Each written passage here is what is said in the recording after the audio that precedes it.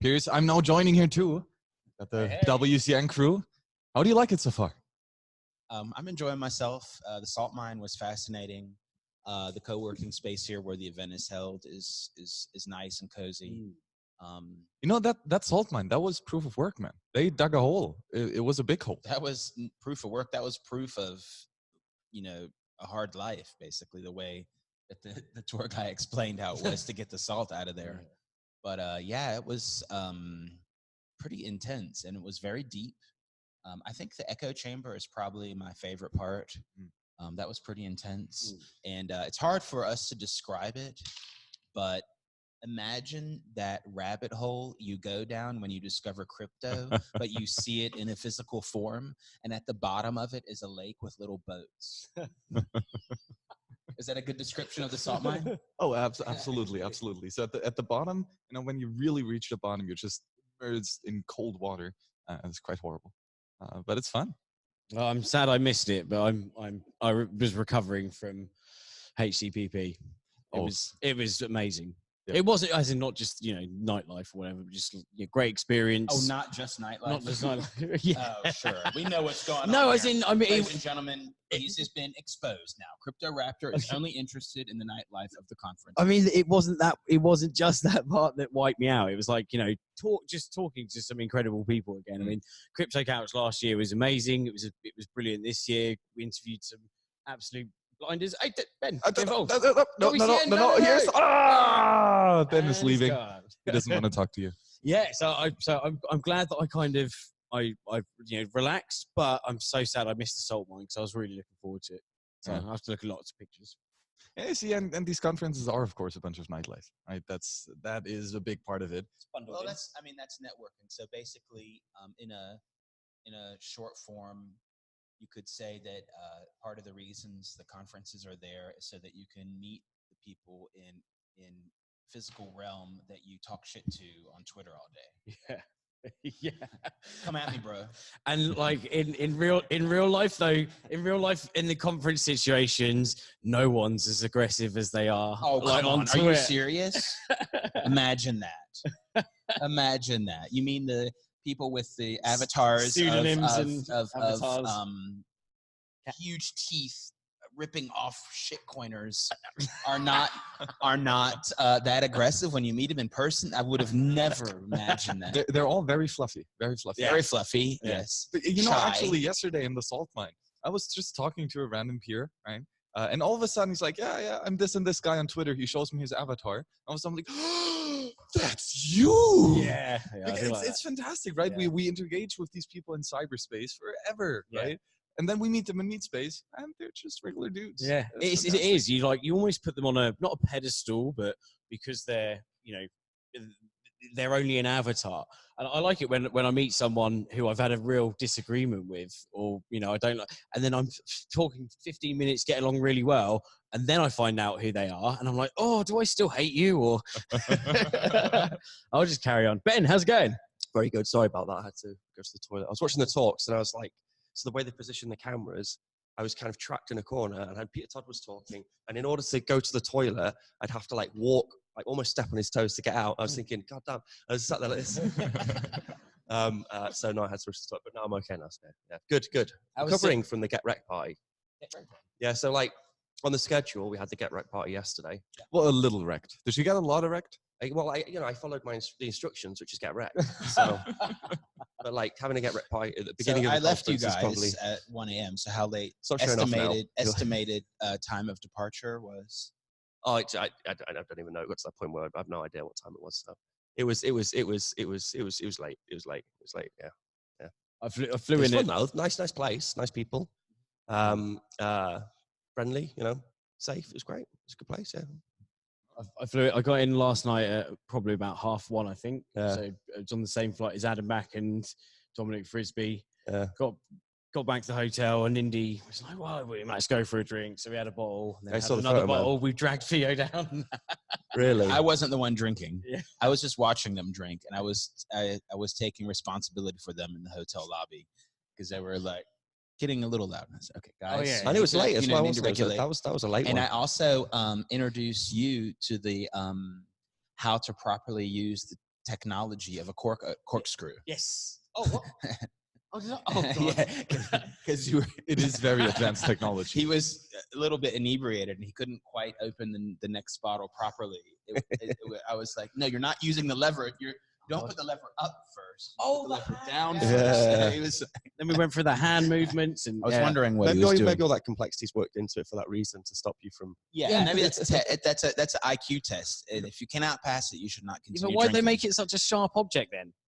Well, It's because like- if you fail, you get a negative reinforcement. So Yeah. you stab yourself in the leg or something. Exactly. Yeah, The pain teaches you. It does suffer. Yeah.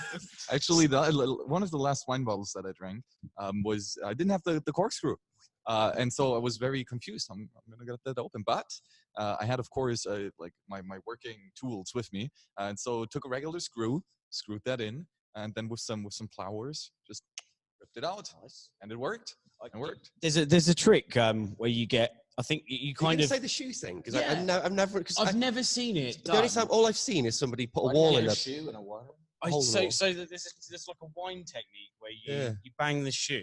And then the cork and pops out. Yeah, Is that really? yeah, and the cork You pops. sure it's not just a party trick?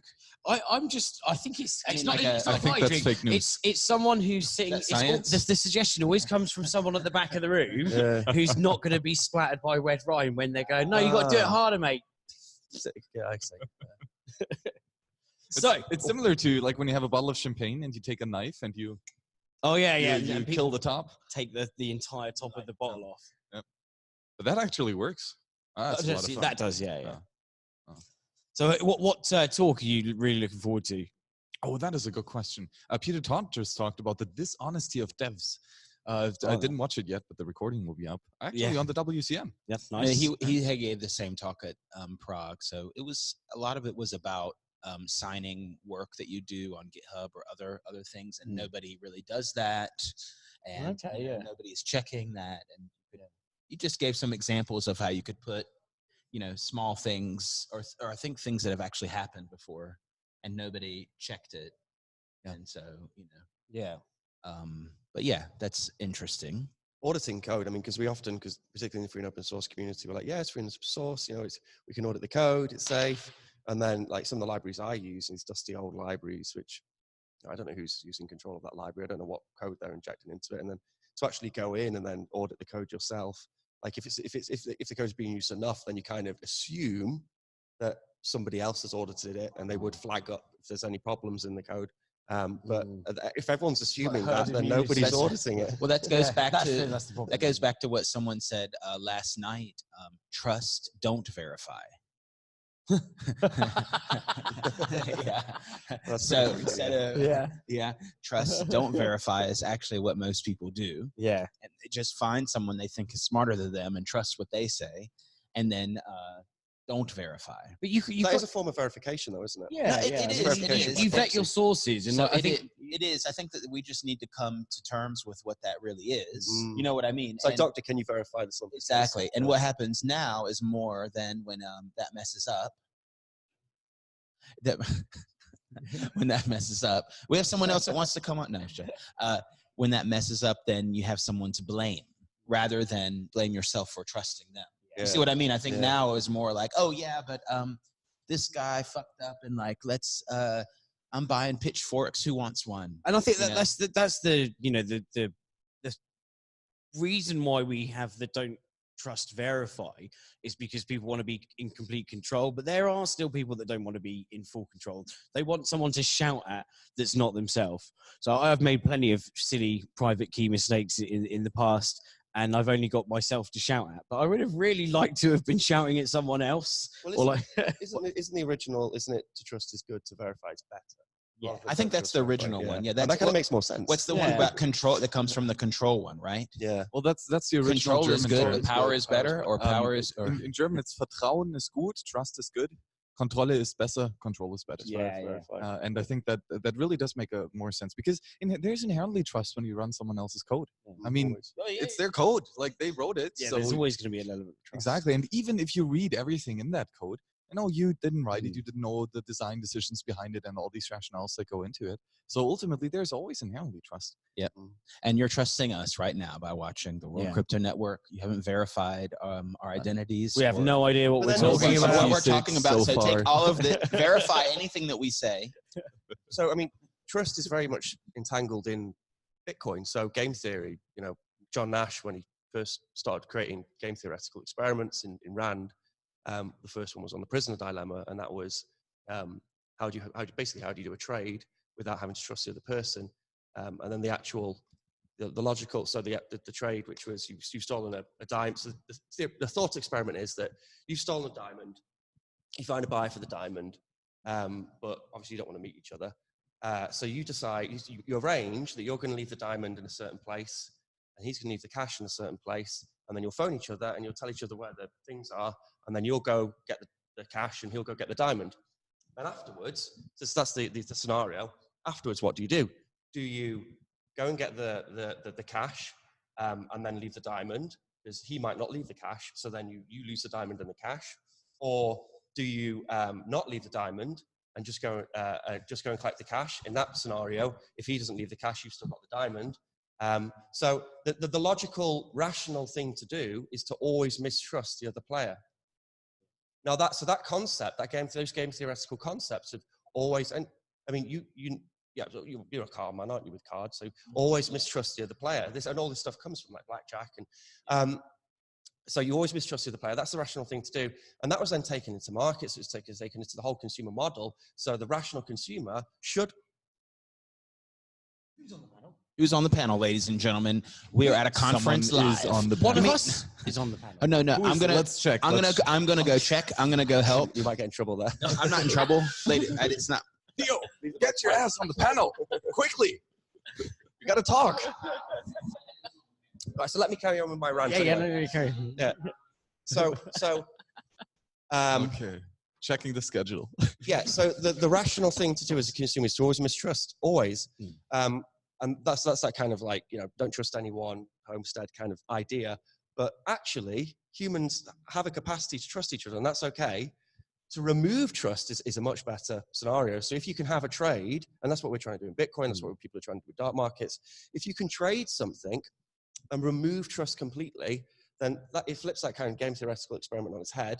Because I'm not sure it's been great for, I mean, maybe arguably it has been good for the world. It's created more markets following that kind of idea of rational consumers not trusting each other, or has it been good for? I don't know. I'm not sure it's great for humanity. So I can't remember where I was going with this, but just trust. The idea of trust being the pivotal point which Bitcoin kind of centers around, because obviously Bitcoin's game theory, it's predominantly game theory, and that game theory was created. That game theory was created, by John Nash.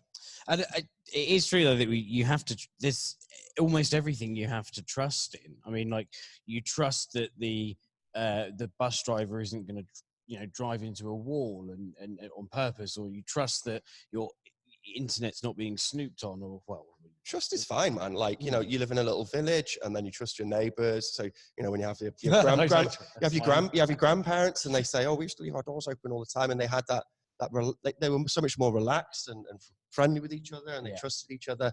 Like that's okay. Like that's okay to have that experience, and it's a nice experience as human beings to have that.